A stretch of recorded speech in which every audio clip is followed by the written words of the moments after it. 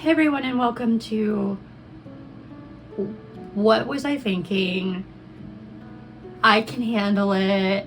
It's gonna be easy. My first ever Blythe Custom. Welcome.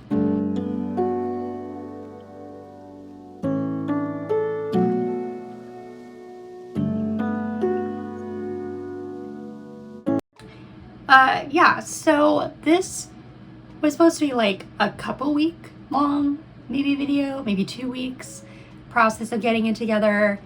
I went to DollCon Dallas back in March and met up with a couple of my friends, one of them being Kyle, Otaku Sensei K, and he brought with him his Aminat Blythe doll, and it was like one of my first times actually like handling and seeing a Blythe in person, and I've always loved his. They were customized by his super talented friend Josh, so it was my first time really getting to handle and look at her up close and personal, and I fell in love. I thought it was really, I really loved the size. I love how accessible the accessories and things were, and how she just like felt. I liked the little body, and I have been following Blythe customizers and creators since I started my channel. I always thought that I would maybe order one, or I would just admire one from afar, but there's a lot of different ways to customize and different like aesthetics when it comes to these dolls. And so I really like Josh's aesthetic, and I like how Kyle has his girls. They're more mature, they feel more like fashion models. Some Blythes I see have that very adorable, sweet baby look, or that very soft, like hyper realistic. I mean, as realistic as you can get for the proportions for the dolls. But I didn't think that that was necessarily going to be the style that I wanted. I wanted to go more along the line of what Kyle had. And then there's another artist, which I'm going to go ahead and insert them into the video because I can't remember off the top of my head, but became a super fast favorite artist of mine, and is where my Blythe's inspiration came from. Now, this is not a step-by-step video tutorial. I thought I was going to be able to film the entire process, but soon realized I was very overconfident, and even though I had watched dozens of videos going into this, it's a whole nother ballgame. I will actually insert the text messages that I sent to Beth, Miss Beth Ramsden, Blythe Extraordinaire Expert, my thoughts after just taking the doll apart. No matter how many videos I watched, I was vastly underprepared. I didn't have enough tools, so I had to buy a whole bunch of tools. So the doll itself, like buying her from AliExpress, not super expensive. Clothes, not super expensive. This was under $50. The tools made it go up, trying to find all of the appropriate sanding materials that needed to be for sanding. And then carving, just how to carve. And I was told and read from multiple sources that choosing a darker skinned doll meant more risks when it comes to scratches showing, or when you're carving, you carve too deep and then you're gonna get like abnormal like discoloration. So the first round of issues just came from taking the doll apart, and had I been smart and thought, you know, Beth probably has all these videos on how to take a doll apart and put it back together, I would have started there. But instead, after going through dozens and dozens and dozens of videos and they were not making sense to me, I watched Life Scaled to Size. Life Scaled to Size had a take it apart video, and that was really helpful. I watched that for taking it apart, and then everything else after the taking it apart, like the carving, the customization, and putting it back together, came from Beth. All of Beth's videos. Beth has a 3-part video series that is fantastic. I watched it a just bazillion times while I was going through it. Stop, pause, go back, and that helped me. So thank you, Beth, because putting it back together was way worse than taking it apart, let me tell you. So the sanding, not so much a huge deal. That went faster than I thought it was going to. The carving was tricky. I ended up carving deeper into one side of a lip than the other. Thankfully, with makeup and just applying the MSC covered up some of those discoloration spots and also covered up my scratches. I realized very quickly what the right kind of sandpaper was for this project and what wasn't. So I know moving forward that out of the, 8 different types of sandpaper I bought, I really only needed 2, maybe 3. Cool. The challenging piece came into play when I used too thick of paint and then went ahead and just like put the eye mechanism back in, and the eyelids got scratched. So I ended up having to like retouch it up like 3 or 4 different times, which sucked.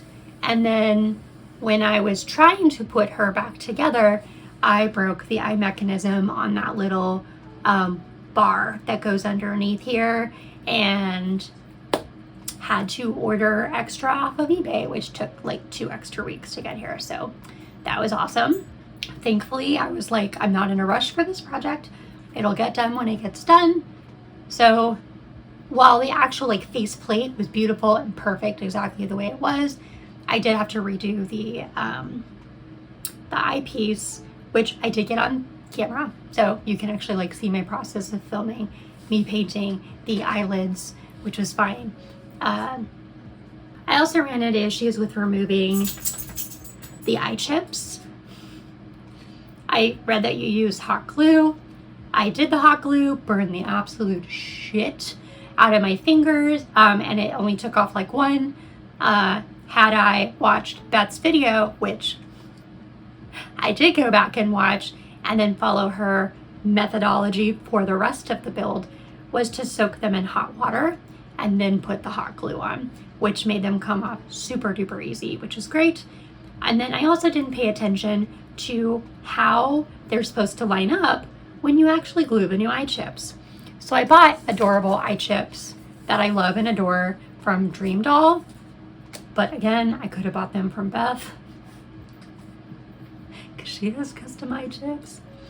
I really failed you, Beth. I failed you pretty good for this, so I am very sorry. So I will say to everyone, watch her videos, buy her merch. It's good stuff and was super easy and helpful to follow. Also would have helped me understand how to put this back together correctly because I glued them on wrong, which is awesome. So I think I ended up taking the eye chips off 3 different times and re-gluing them. And then putting it back together required Ben and I both to kind of come in and help. I got more comfortable popping the eye mechanism back in safely and into the head itself. I think taking it apart moving forward, if I ever do another one, which I said probably 100 times during this process, I'm never doing this again. But I think I do want to give it a go because I think it will be better second time around. Beth had a wonderful tutorial on the sleepy eye mechanism, which is fantastic. And I was able to follow that perfectly without any problems. And she looks great. Even like putting that little like T part back in to make sure the eyes settle the way that you want them to so they're not too low and not too high was fantastic and a great tip, a great piece of advice. So I was able to fly through that process super duper fast. The only trouble that I had was really like getting the head in place and the screws where I needed them to be, so having a second set of hands was really great for Ben. So all in all, the most fun part of this process was picking out the doll, picking out her outfits, getting the outfits, looking at the outfits, and seeing her all put together when she was done, because I absolutely adore her. I love her. I think she came out so very well, I'm very proud of her. However, disclaimer, I don't want people hitting me up like, you doing Blythe now? Because I'm going to be like, maybe, possibly. But if I do, it might be just like a couple a year. And also, like, it's not going to be cheap. Like I said to Beth, I hope you make all the money, because this is a labor of love, but it's also a lot of work. And I think Blythe customizers and artists, and I would even say pull-up, same level of work.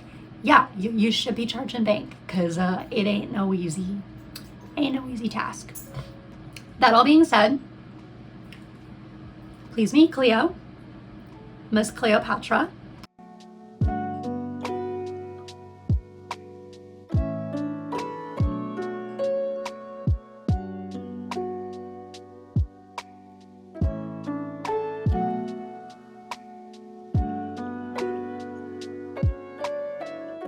I need to buy more outfits because I thought I ordered a lot from AliExpress, but I really didn't. Here she is wearing a pair of glasses, which are freaking adorable. I love them. I'm probably gonna buy a whole bunch of glasses in more colors, but I was very lucky. I, by absolute chance, not planned, that her default eyes that are looking forward were the eyes that were my favorite in the set and the ones I really wanted her to have. I didn't want to deal with wigs. I actually like that she has rooted hair and that I can play with hairstyles and braiding and all that clips and accessories. Anyway, sorry I haven't been around. I wanted to get this video out to you. I know I've been talking about doing this project for a long time, and I hope you enjoy her, and I would like to know your thoughts. And thank you all for just your kind words and your support. I love you very much, and I hope to see you in a video very, very soon. Peace out, my bean sprouts. Bye.